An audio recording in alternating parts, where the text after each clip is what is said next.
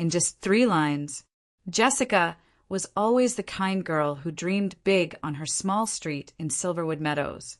27 years have passed since she first fell in love with a simple farmer. Now her whole life is about to turn upside down. I still remember the day my phone buzzed while I was in the laundry room. It was my son, Michael, texting me in all caps. "Mom, my sister Beth just laughed at me for marrying a farmer." My heart sank. Beth had always been sharp with words, but this time she had gone too far. I held the phone tight and felt my palms go sweaty. It all began years ago in Silverwood Meadows, an estate no one famous visits. Back then, I was a bubbly 18-year-old who loved painting sunflowers. I lived with my parents and my little sister, Beth, in a mustard yellow house at the end of Willow Glen Drive. Our street had creaky gates and overgrown hedges, but I loved the quiet. Beth, 2 years younger, was the bossy one who dreamed of big city life and slick jobs. I was the calm one who wanted simple joys. One rainy afternoon, the first high of my life came crashing in. I was walking home from art class, my sketchbook tucked under my arm, when a big red tractor splashed mud all over my favorite raincoat. I glared at the driver, tall, quiet, with sky-blue eyes, and he jumped off the tractor, trying to apologize. "Sorry, miss." "Didn't see you there," he said, tipping his straw hat. His name was David. He owned that old farm just past Silverwood Road. David had a gentle smile and kind face that made me giggle. The next low came when I got home. Beth laughed at my soaked coat. "Marrying a farmer, Jessica? Might as well marry a scarecrow," she teased, rolling her eyes.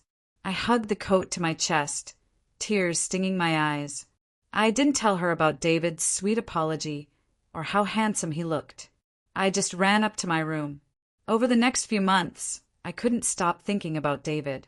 He'd show up by chance, once bringing fresh eggs when he heard I was sick, another time hauling apples so ripe they smelled like sunshine. My heart buzzed like bees in a hive, but Beth kept calling him Muddy Boots and Haystack Eyes. She said I could do better than a farm boy. It hurt, but I loved his honesty and the way he treated my sketches like they were treasures. Fast forward 10 years. Michael was born, then baby Lily, and life at the yellow house got noisy and bright. David and I married under a willow tree beside his barn. I wore a simple white dress, and David wore his best blue shirt. Beth didn't show up at the ceremony. She told me she was too busy flying off to New York for a big meeting. I was sad, but told myself she'd understand later. The next high came when the farm grew. David's strawberries won ribbons, and our little farmhouse earned a spot in the county fair. I painted his fields sunlight gold and gave prints to our neighbors. Life was peaceful and full. But then came a low I never saw coming. Beth called one summer evening, her voice all sharp edges. "You and Farmer David need to bail me out," she snapped. She'd lost her job and racked up bills she refused to pay. She wanted us to wire her $5,000 so she could stay in her fancy Manhattan apartment. I hesitated. $5,000 was half our savings, and David shook his head. We decided to let her figure things out. That's when she sent the text to Michael. "You married a farmer? Guess you don't have real money." He showed me the message, hurt flickering in his eyes. I felt anger rise like a storm in my chest. How dare she mock her own brother for choosing love over a city cubicle? How dare she demand money after years of teasing? I stared at the ceiling that night, heart pounding. Then, the extreme event that ends this chapter. Beth showed up on our doorstep in the dead of night, suitcase in hand and mascara running down her cheeks. In one breath, she shouted, "You left me with nothing. Give me that $5,000 now." I opened my mouth to speak, but David put his hand on my shoulder. The porch light cast long shadows, and her knocking grew frantic. I realized then she'd cross any line to hurt us, and I knew this storm was just beginning. Beth's voice rattled the screen door all night long. Rain splattered the porch light as Jessica stood frozen, heart pounding. David squeezed her hand, gently whispering, "Let me handle this." He opened the door. Beth stumbled inside, soaked and wild-eyed, her suitcase thumping on the wooden floor. "I need the money now," she screamed. "You told me you'd help me if I was ever in trouble." Jessica swallowed hard, trying to steady her voice. "Beth, we talked about this. You burned your bridges and spent your savings. We can't just send you $5,000. Beth's face twisted. "So you'd let me rot? After everything I've done for you?" David stepped forward. "We've never refused you before, but it's not our job to pay for your choices." Beth lunged, tears and anger mixing on her cheeks. She grabbed a kitchen chair and hurled it toward the wall. It smashed against the wood, splinters flying. Michael, awakened by the crash, stumbled into the hallway in pajamas, terror in his eyes. Anna sat up, rubbing her sleepy eyes, clutching her stuffed rabbit. That was the first high of this chapter. Beth's outburst, the smashed chair, the children frightened in the doorway. Jessica's heart felt shattered like the wood splinters on the floor. After the storm passed, Beth collapsed into sobs on the couch. Jessica ushered the kids back to their beds. "Michael, Anna, go to sleep," she soothed. "Everything's okay." Michael lingered, worry etched on his face. "Mom, is Aunt Beth mad at us forever?" Jessica knelt beside him. "She's upset right now, sweetheart. But we'll figure it out," she promised. Anna nodded slowly, eyes heavy. They climbed upstairs, and Jessica tucked them in, brushing Anna's hair back and kissing Michael's forehead. In the quiet that followed, Jessica and David sat at the kitchen table, wet footprints darkening the floor. Jessica's hands trembled. "She's spiraling," she whispered. "What if she's in real trouble?" David nodded. "I'll check on her in the morning." They agreed to give her space, to let guilt guide her back home with a plan, rather than guilt forced by money. The next morning brought a softer moment, a lull after the wild night. Sunlight peeked through gray clouds, and Jessica made pancakes, the sweet scent filling the kitchen. Beth lay on the couch in old sweatpants, reading a magazine with a blank expression. Every so often she'd glance at her phone, biting her lip. When Jessica offered a plate of pancakes, Beth hesitated, then nodded. They ate in silence, the only sounds the clink of forks and the distant caw of crows. "I'm sorry I yelled," Beth finally said, voice low. "I feel stuck." Jessica poured coffee. "We know you're struggling, but you need to make a plan to pay your debts." Beth's eyes filled with tears. "I applied for a new job, but they want me to relocate across the country.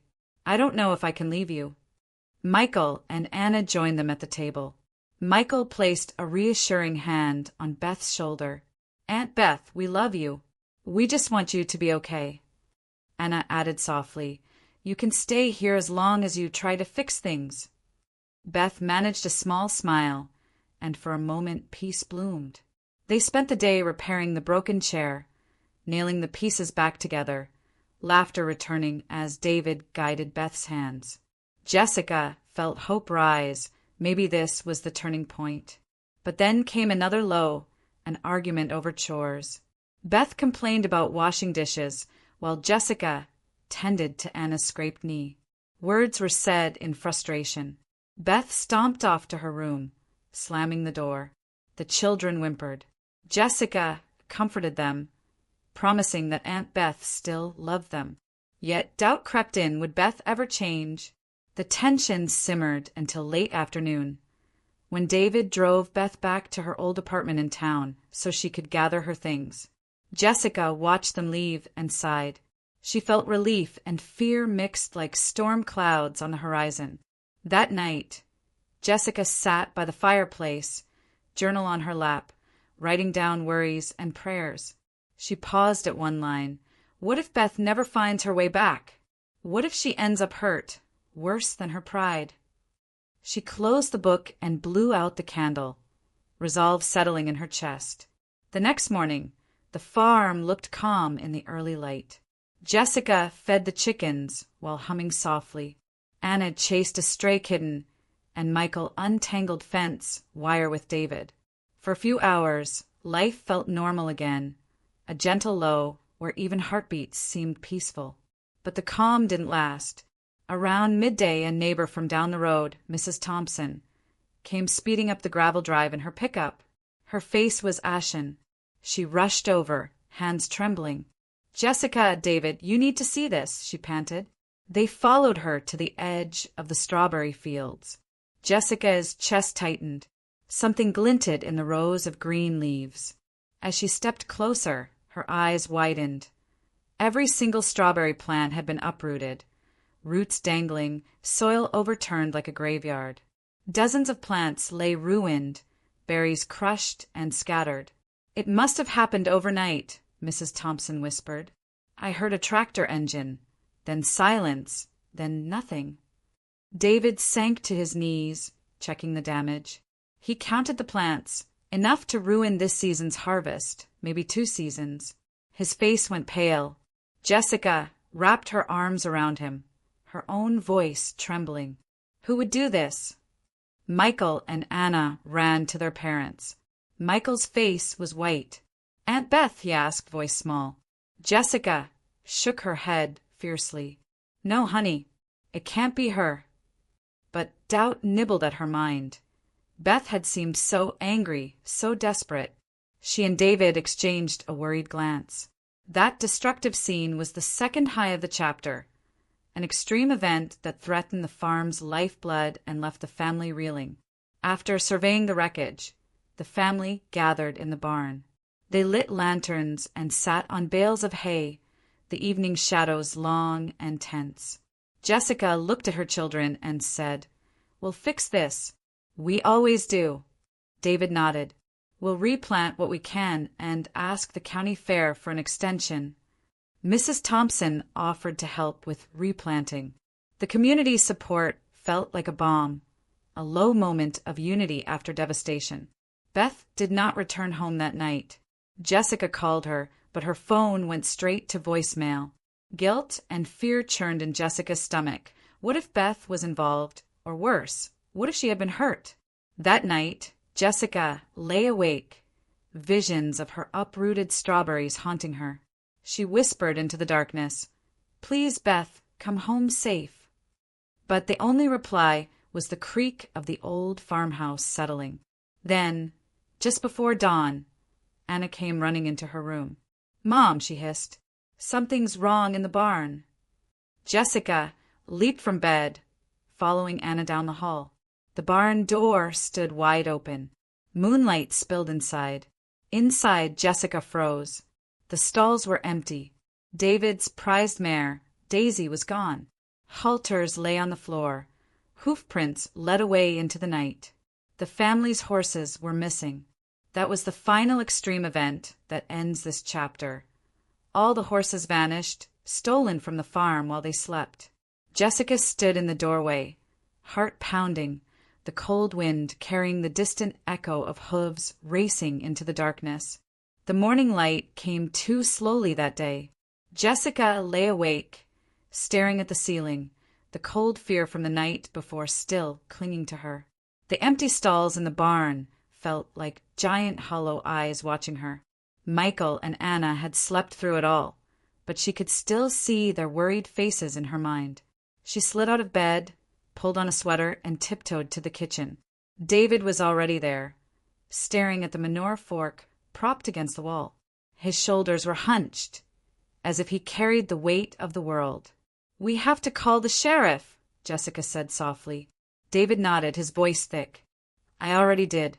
They're sending deputies, but they said it might take time. They want to look for tracks, ask neighbors." Jessica wrapped her arms around him. "We'll find them. We must."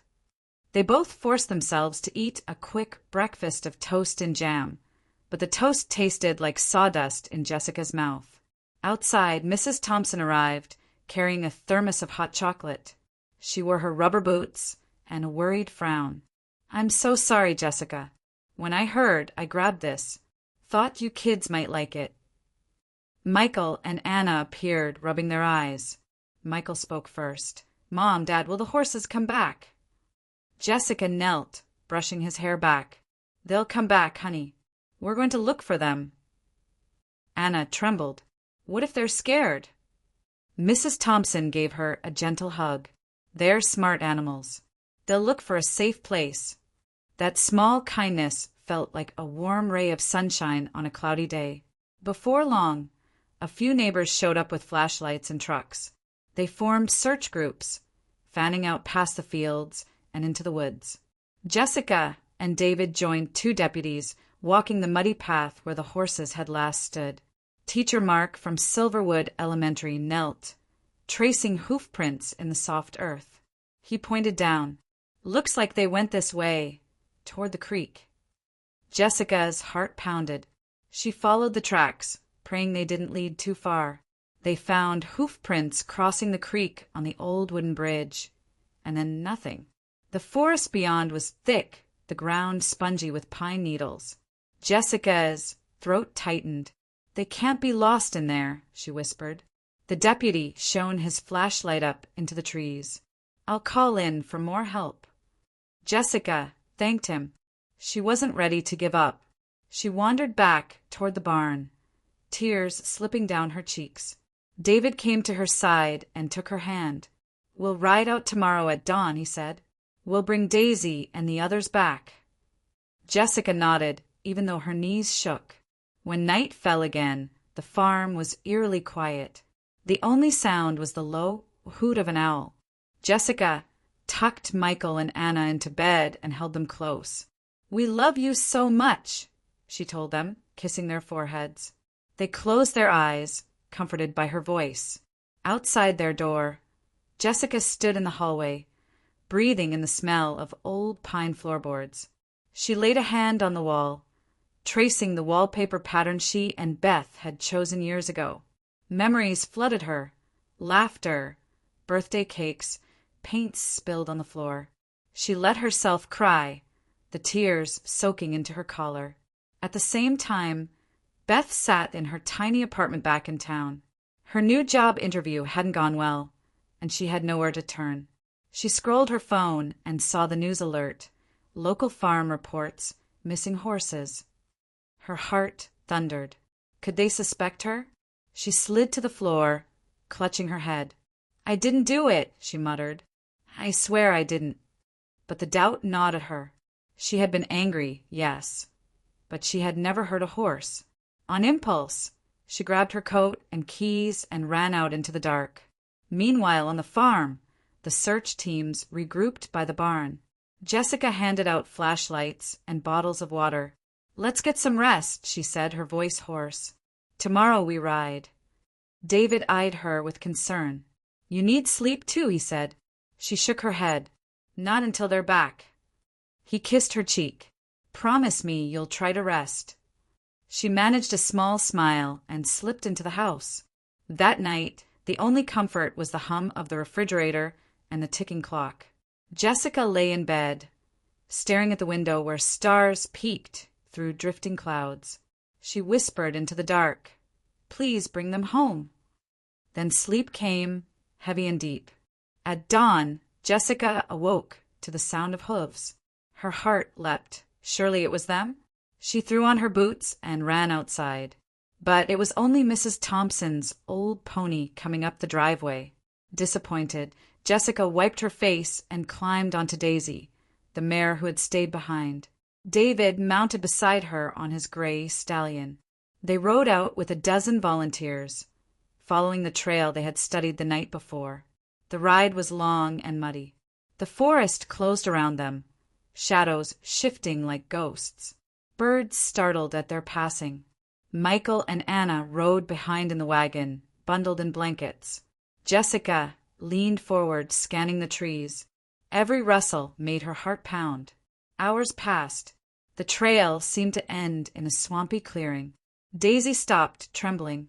Jessica slid off and knelt, examining the ground. The hoof prints were shallow now. Horses had tried to cross water here, but couldn't. Something had spooked them. A sudden cry rang out. Michael pointed. Up on a small hill, 5 horses stood, backs to them. They were huddled together, eyes wide. Jessica's throat caught. "There they are," she cried. Everyone cheered, the relief rushing in like sunlight breaking through clouds. They coaxed the horses down carefully, soothing them with soft words. Jessica reached out and patted the nearest one's nose. "We missed you," she whispered. Tears of joy blurred her vision. David smiled, the first genuine smile in days. The horses were calm but hungry. The group led them back to the wagon, where Anna offered apples and carrots. The ponies nibbled eagerly. Jessica laughed softly as one horse gently took a carrot from her hand. "You're okay," she repeated. The children stroked their manes, and for a moment all felt well. They made camp in a small clearing and shared sandwiches and lemonade. Neighbors passed dishes of potato salad and cookies. The air filled with laughter and chatter. Jessica leaned against a tree and closed her eyes, letting the warmth of community wash over her. This was the low of the chapter, a moment of peace, of unity, of small joys after so much fear. But even as they prepared to head home, Jessica felt a cold knot in her stomach. Something still felt wrong. She glanced at the horses lined up, each tethered to a stake, and noticed that the quiet leader, Snowflake, the white mare who was most cautious, had her head lowered, ears flicking back. Jessica walked over. Snowflake whinnied softly and nudged Jessica's hand, but her eyes seemed distant, haunted. Jessica's concern grew when she heard a crack. It sounded like branches breaking close by. She spun around. David and the others froze. From the shadows emerged a figure wearing dark clothes, face hidden under a hood. The deputies instinctively reached for radios, but the stranger raised a hand. "Stay back," a low voice commanded. The horses reared, snorting. Michael squeaked. Jessica stepped forward, trying to calm everyone. "Who are you?" she demanded. The figure hesitated, then threw back the hood. Beth's face was pale and tear-streaked. Her eyes were wild. She held something in her hand, a long, thin piece of rope. Before anyone could speak, Beth's foot caught on a root. She stumbled into the clearing, and the deputy lunged to catch her arm. The rope flew from her hand and landed at Jessica's feet. The horses bolted, their hooves thundering as they ran back into the woods. Jessica gasped. Beth fell to her knees, sobbing. I was so angry," she cried. "I wanted to scare you, to make you feel how I felt. I didn't know they'd run." The group stared in shock. Anna began to cry. Michael's face was white. Jessica's heart pounded so hard she thought it would burst. That moment, the stolen horses returned, the family's joy, the sudden reappearance of Beth, and the frightened horses fleeing into the dark, was the new extreme event that ends this chapter. The forest swallowed the horses' echoing hooves, and in the eerie quiet, Jessica realized the revenge plot was deeper and darker than she ever imagined. Jessica's heart thundered as she watched the horses vanish into the dark woods. Snowflake's white form disappeared first, then the bay mare, then each animal in turn. Michael cried out, and Anna dug her small fingers into Jessica's sleeve, trembling. David dove forward, catching Beth's arm before she could stand. The deputies moved to secure Beth's hands, but Jessica held up a hand. "Wait," she whispered, voice shaking. Beth's eyes were wild, and tears streaked her cheeks in the lantern light. "Let me talk to her," Jessica said quietly. Beth looked up, panic in her gaze. I'm sorry," she stammered.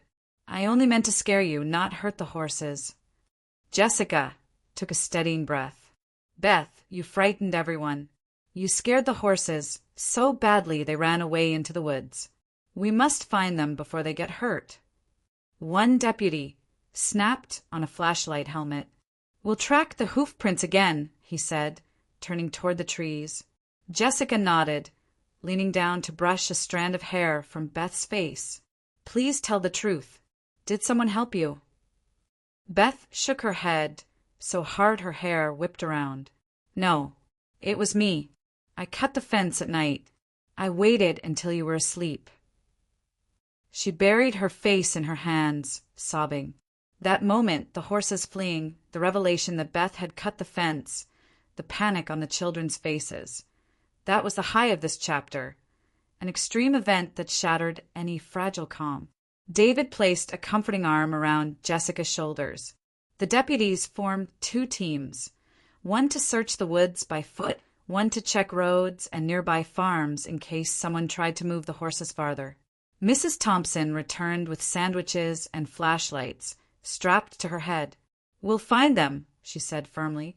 "Let's get moving." Jessica knelt beside Anna, wiping her tears. "We'll get them back, sweetheart," she promised. Anna sniffled and nodded, biting her lip. Michael stood stiffly, anger and fear warring in his eyes. Jessica hugged them both, then turned to Beth. "You must stay here until we're done," she said gently. "No more secrets." Beth flinched but nodded, tears still falling. The deputies led her toward the farmhouse to wait in the living room with Mrs. Thompson. Inside, Beth sank onto the couch, burying her face in her hands. Jessica met David by the door. He gave her a weary nod. "Let's ride," he said. Outside, the search grew quieter, more focused. Jessica mounted Daisy again. David climbed the gray stallion. The children watched from the porch with Mrs. Thompson. Dawn was breaking, pale light filtering through damp leaves. The forest loomed ahead, silent and foreboding. They paused at the broken fence, where the cut wire drooped like a rope. Jessica dismounted and knelt, touching the jagged ends. "She used pliers," she murmured. "Not the usual tool a kid would have." David frowned. "She planned it." Jessica shivered, and she did it alone. They remounted and followed the hoof prints into the woods. The ground was soft from last night's rain, making the tracks easy to follow. Birds chirped nervously overhead. Every crack of a twig made Jessica's heart skip. After half an hour, they reached the swampy clearing where the horses had first tried to cross. The pony prints led around the water's edge, but then the trail split, two going deeper into the forest, two veering toward the road. Jessica pointed. "This way," she said, urging Daisy toward the deeper woods. David circled back to check the other trail. They had agreed the herd would stick together, so whichever path had more prints was the right one. Here, 5 sets led into darkness between tall pines. They pressed on. Soon the forest opened into a small glade where ferns grew thick and fawns might hide. There, among the ferns, lay a coat, Beth's dark jacket, stained with mud. Jessica's breath caught. She dismounted, kneeled, and picked it up. A corner of the sleeve was torn. "They came here," she whispered. Suddenly, a frightened whinny echoed between the trees. Daisy lifted her head, ears pricked. Jessica followed the sound and spotted the bay mare, tangled in low branches. Her right foreleg caught in a bramble.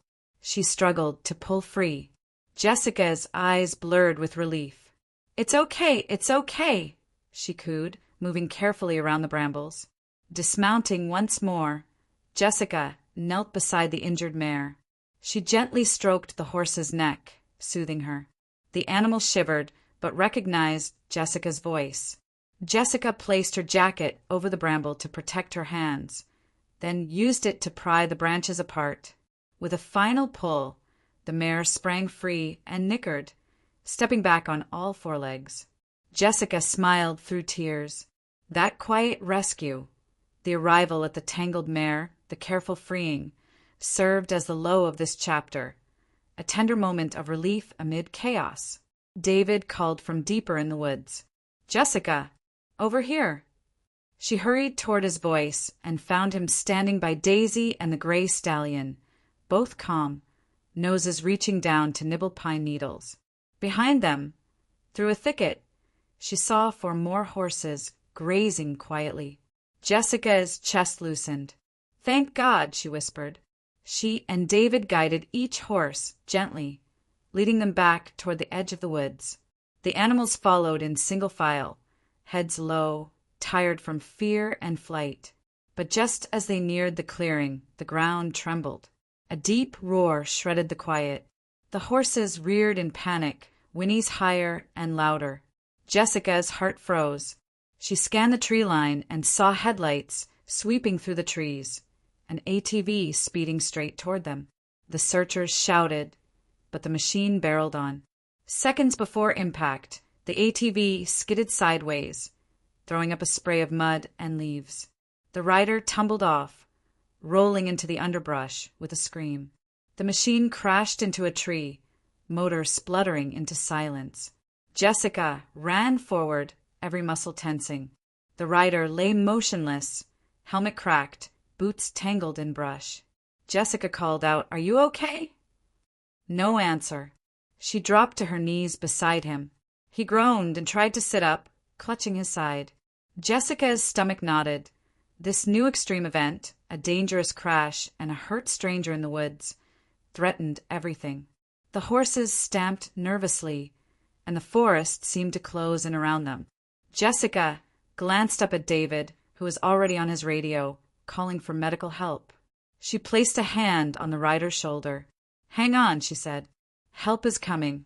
Her mind raced. Who was he? And why was he chasing her family's horses through the woods in the first place? As sirens wailed in the distance, she realized the darkest part of this revenge story was only just beginning. Jessica knelt beside the fallen rider, her voice shaking but steady. "Hold still. Help is on the way." The man groaned, pain rippling across his face. David pressed gently on the man's shoulder. "You're safe now," he said. The man's helmet lay cracked beside him, and his ATV was smashed into the tree. Jessica noticed a small name patch on his jacket, Brian. Minutes later, sirens wailed through the trees as a rescue team burst in. The deputies helped Brian onto a stretcher and loaded him into the ambulance. Jessica and David climbed in behind him, Anna and Michael clinging to Mrs. Thompson's legs at the forest's edge. The lights painted the woods in red and blue flickers. As the ambulance doors closed, Brian reached out and whispered, "Tell her I'm sorry." Jessica caught his meaning. Someone had sent Brian to scare them. But who? By the time they arrived at the small hospital, Brian was already being wheeled into surgery. A kind nurse offered them coffee while they waited in a pale green room. "He'll be fine," she said softly. "Just some broken ribs and a concussion." Jessica exhaled, relief mingling with dread. She and David sat close, holding hands, while Michael and Anna stared at the linoleum floor. The sheriff arrived, a tall man with a gentle manner. "Brian told us you saved him," he said, nodding to Jessica. "We need to ask some questions." Jessica's heart pounded. "Did he say why he was chasing our horses?" The sheriff frowned. "He said someone paid him, someone he wouldn't name clearly, but he mentioned your sister, Beth." Jessica's breath caught. "Beth," she whispered. "She told me she did it herself." David squeezed her hand. "We'll get to the truth." They returned home under a pale moon. The barn was quiet, the horses safe in their stalls for now. Jessica led Michael and Anna inside. She tucked Anna into bed, brushing her hair softly. "It's okay," she whispered. "Everything's going to be all right." Anna nodded sleepily, clutching her stuffed rabbit. Michael stood by the window, eyes red. "Mom, why would Aunt Beth hurt the farm?" Jessica sat beside him. "She's lost right now. She's angry and scared, but I believe she can still make things right." Michael gave a small nod and climbed into bed. When the children were asleep, Jessica and David sat by the fireplace, the orange glow warming the room. David poured 2 mugs of tea and handed one to Jessica. "We'll help Beth even now," he said. Jessica sipped, her eyes moist. "I want her to heal, but I'm afraid she's going deeper into this anger." David laid a hand on hers. "We'll face it together." Early the next morning, Jessica stepped outside and felt the cool air on her face. The sun was just rising, painting the sky in pale pink. She walked to the barn to check on the horses. Their soft knickers greeted her, and she ran her hand along the warm side of Snowflake. For a moment, everything felt peaceful. Then Michael came running up, his face ashen. "Mom, Anna's gone." Jessica's heart stopped. "What do you mean gone?" she hissed. He pointed toward the field where Anna had been playing with Mrs. Thompson's kitten. The tall grass swayed empty. The gate was wide open. Panic exploded in Jessica's chest. She dropped to her knees, arms shaking. "Anna!" she screamed. The echo of her own voice seemed to vanish in the morning air. Michael grabbed her hand, tears streaming down his face. "She was right here," he sobbed. Jessica scrambled to her feet, her tea sloshing, and ran toward the open gate. The farm that had always been her safe place now felt like a trap. She called out Anna's name again, voice cracking. The horses stamped in their stalls, sensing her fear. Behind her, David and the deputies appeared, shouting questions and drawing their weapons. Jessica spun around, eyes wild. "She's gone," she said, voice breaking. "Anna's gone." In that moment, the calm of sunrise shattered into pure panic. The searchlights swung across the fields, and every heartbeat thundered in Jessica's ears. The farm's gate stood open, the world beyond dark and empty, and Anna was nowhere to be seen.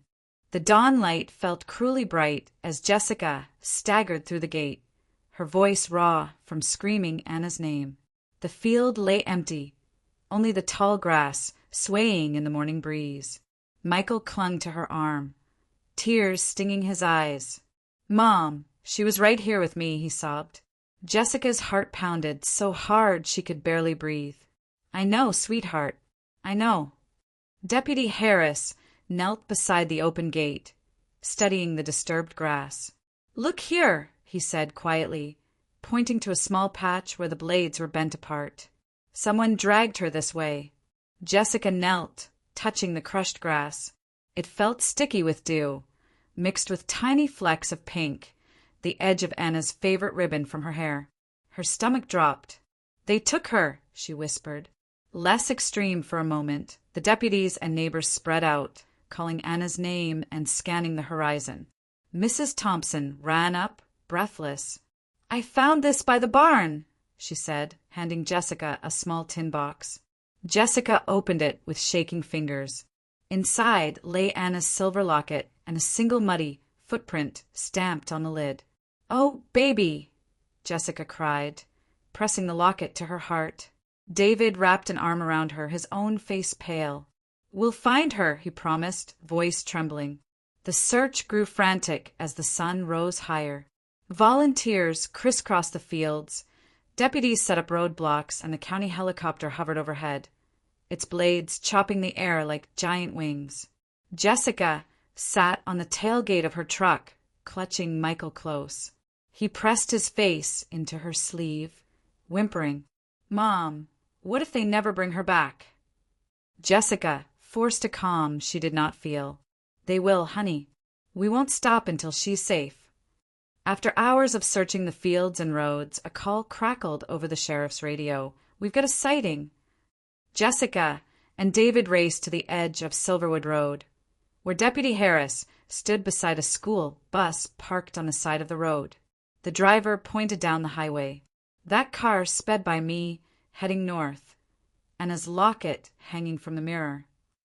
Jessica grabbed Harris's arm. "Which direction?" Harris held up 2 fingers. "Northbound, about 2 miles that way." They piled into the sheriff's cruiser, Jessica in the front seat, David and Michael behind, and sped off, lights flashing. Anna's locket dangled around Jessica's neck, cold against her skin. Every bump in the road sent her heart leaping, hope and fear colliding inside her. Michael quieted, watching his mother's face. "Mom," he said softly. She squeezed his hand. "Almost there, baby." They found the silver sedan abandoned at a rest stop, its doors flung open. The back seat was wet with dew, and Anna's ribbon lay tangled in the seatbelt. Jessica knelt to pick it up, her hand shaking so badly she nearly dropped it. "She was here," she whispered. David checked the nearby woods. No footprints, he said, frowning. She must have walked into those trees. They hurried into the grove. Sunlight filtered through the leaves in golden beams. Jessica called Anna's name so many times her voice cracked. Michael clung to David's hand, peering into the shadows. They found broken branches and more small pink ribbons caught on brambles. Then a soft sob echoed through the trees. Jessica ran toward it, heart in her throat, but the sound faded. She felt a prickling on her skin, as if unseen eyes watched them. Deputy Harris found a discarded cell phone in the underbrush. Jessica recognized the lavender case. It was Anna's. She pressed the power button, and the screen lit up with the time. 3:17 p.m. A single message blinked. Stop looking. No name, no explanation. Jessica's breath caught in her throat. David took the phone and slipped it into his pocket. They want to scare us off, he said quietly. That night, the search paused. Flashing lights surrounded the farm, deputies patrolling every corner. Jessica sat on the porch with Michael, each wrapped in a blanket, listening to the night sounds, crickets chirping, the old windmill creaking. She brushed Michael's hair back. I wish we had a clue, he said softly. Jessica kissed his forehead. Soon we will. But in her chest, the knot of fear felt tighter than ever.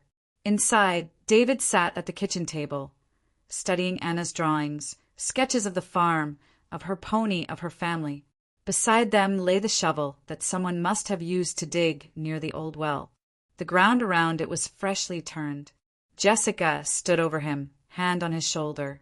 They could have taken her anywhere, she said. He looked up, eyes haunted. I'm so sorry, Jess. She shook her head. It's not your fault. Meanwhile, in a dark motel room far away, Beth pressed her forehead against the cold window pane. She had been tracked leaving town, and soon a deputy arrived at her door. She fled into the night, heart pounding. She didn't know where she was going, but she needed to clear her name. The real mastermind was still out there, and fear for Anna's safety burned in her chest. Back on the farm, just after midnight, Jessica snapped awake. The night was silent except for the distant hum of the highway. She crept downstairs, careful not to wake Michael in the next bed. The kitchen clock glowed 12:03 a.m. She opened her phone's flashlight and tiptoed outside, following a need she couldn't explain. The barn door stood slightly ajar. She had locked it. A cold breeze whispered through the opening. Jessica's heart lurched. She stepped inside. Moonlight streamed in through the window, illuminating piles of straw. The shadow of a small figure crouched near the tack wall. Anna, she whispered. The figure froze. Then, with a shriek, it bolted toward the stalls. Jessica chased after her, but something caught her foot. She stumbled over a length of rope, sprawling onto the straw. Up ahead, a dark shape moved behind the horses' empty stalls. Jessica scrambled to her feet and called, Anna! No answer. A soft laugh, childlike but strained, echoed across the barn. Jessica's blood ran cold. She spun around, her flashlight beam dancing across the stall doors. One was open. Inside, she glimpsed a shadowy form huddled on the floor. She ran forward, her heart pounding like a drum. As she reached the stall, she flicked on the light switch and froze. Inside stood not Anna, but a figure wearing Anna's pink coat, face hidden under a hood. The coat was smeared with mud and straw. The figure turned, and a cold, metallic glint shone in its hand. A pair of scissors, its blades gleaming under the barn light. Jessica's scream echoed through the night as the figure lunged toward her, and the scissors swung down in a flash of steel. Jessica's scream echoed as the hooded figure lunged with the gleaming scissors. Her heart pounded so hard she felt the pain in her chest. She dropped her flashlight and threw herself forward, knocking the figure off balance. The scissors clattered on the straw as both women rolled across the barn floor. Jessica scrambled to her feet, her hands shaking. The figure pushed up, face still hidden, and reached for the scissors. Jessica kicked out, striking the attacker's hand. The scissors flew across the stall, and the stranger stumbled back into the shadows.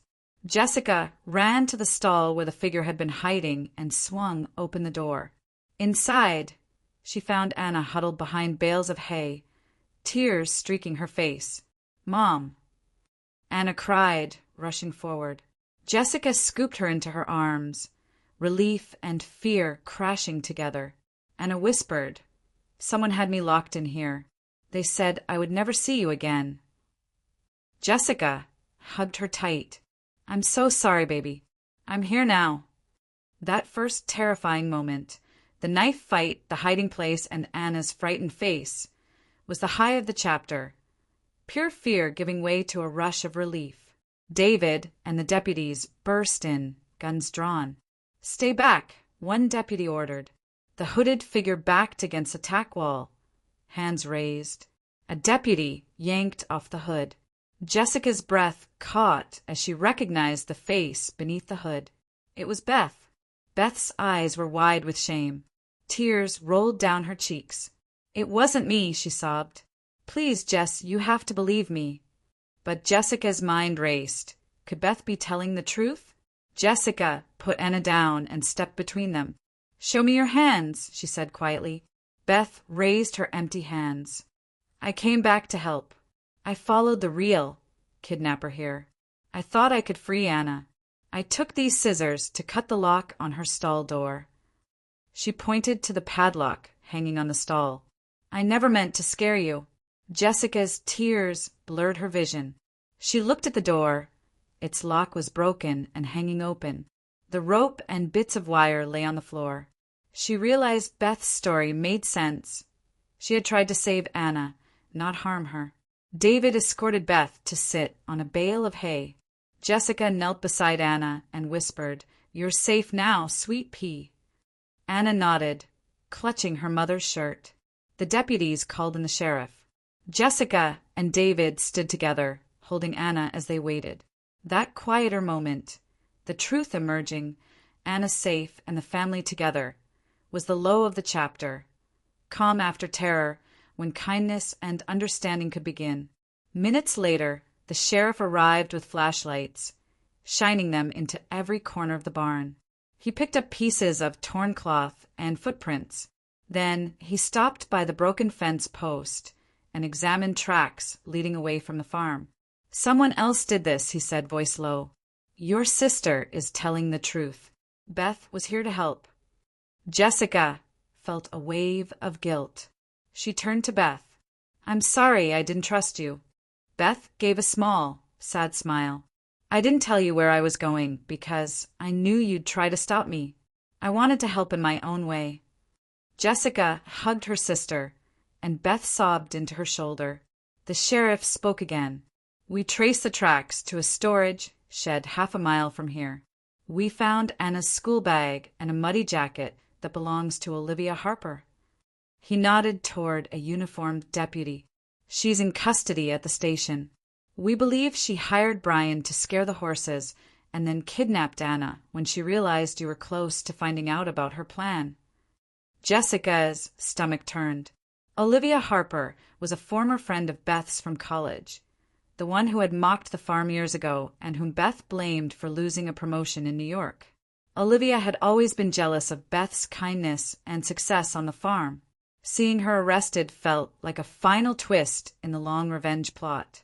With the sheriff's words, a new sense of justice filled the barn. Olivia's betrayal had caused so much pain, but now it would end. That revelation, the real villain caught, was a smaller high, but one that led to resolution. As dawn broke, the family stood outside the barn with Anna wrapped in Jessica's arms. The mist hovered above the fields, and the horses nickered softly from their stalls. The sheriff led Olivia out in handcuffs. She glared at Jessica and Beth, but said nothing. Anna ran to Daisy's stall, brushing the mare's mane. "I'm so glad to be home," she whispered. Daisy nuzzled her and Anna giggled. Michael ran to join them, wrapping his arms around his sister. Jessica and David exchanged a relieved look. Their family was whole again. They walked back to the farmhouse together. The sun warmed their faces, and birds sang in the distance. Jessica held Beth's hand. "Thank you for saving Anna," she said softly. Beth squeezed her hand. "I promise from now on, I will always ask for help," she replied. Inside the kitchen, they made pancakes for Anna, her favorite treat. Mrs. Thompson brought fresh fruit she had picked from her garden. The smell of syrup and berries filled the room. Laughter returned to the house as Anna told everyone how she had been locked in the stall and how Beth had come to save her. During breakfast, the sheriff called to confirm Olivia would face charges. David raised his glass of milk. "To family," he said, "and to kindness." Everyone clinked glasses, even Michael and Anna, tapping their cups together with big smiles.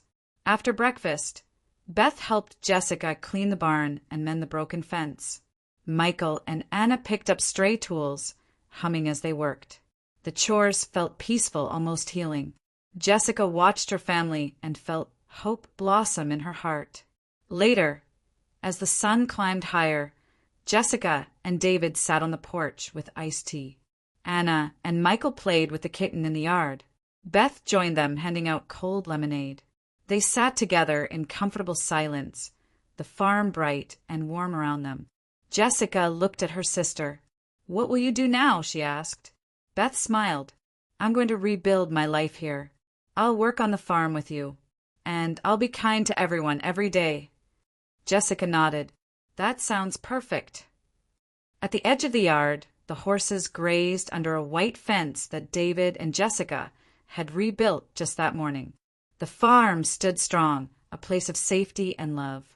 Jessica took a deep breath of fresh air. The long storm of fear and betrayal had passed, and the sun shone warmly on their home. This was the final high of the story, not terror, but joy. The family had faced anger and revenge, but they had chosen kindness and forgiveness. The farm would grow, the horses would run free, and the bonds of love would heal old wounds. And so, under the clear blue sky of Silverwood Meadows, Jessica held Anna's hand. Beth stood by her side and Michael waved the horses. They all looked forward to new days filled with hope, kindness, and family, living proof that even after the darkest storms, the sun can shine again.